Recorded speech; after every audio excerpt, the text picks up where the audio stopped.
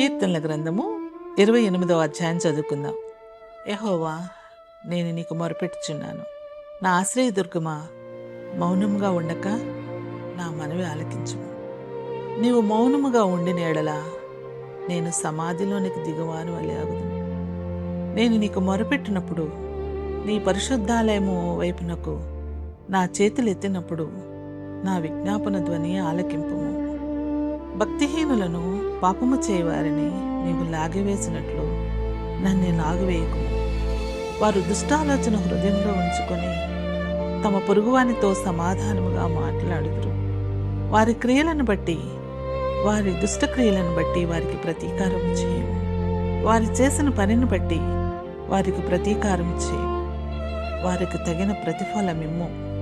యెహోవా కార్యములను వారు లక్ష్యపెట్టరు, ఆయన హస్తకృత్యములను వారు లక్ష్యపెట్టరు. కావున ఆయన వారిని వృద్ధపరచక నిర్మూలన చేయను.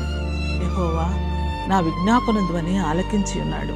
ఆయనకు స్తోత్రం కలుగునుగాక. యెహోవా నా ఆశ్రయం, నా కేడము, నా హృదయము ఆయన యందు నమ్మిక ఉంచెను కనుక నాకు సహాయం కలిగెను. కావున నా హృదయము ప్రహర్షించుచున్నది.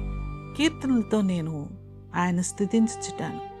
యెహోవా తన జనులకు ఆశ్రయం, ఆయన తన అభిషిక్తునికి రక్షణ దుర్గము. నీ జనులను రక్షింపము, నీ స్వాస్థ్యమును ఆశీర్వదించుము. వారికి కాపరివై నిత్యము వారిని ఉద్ధరించుము.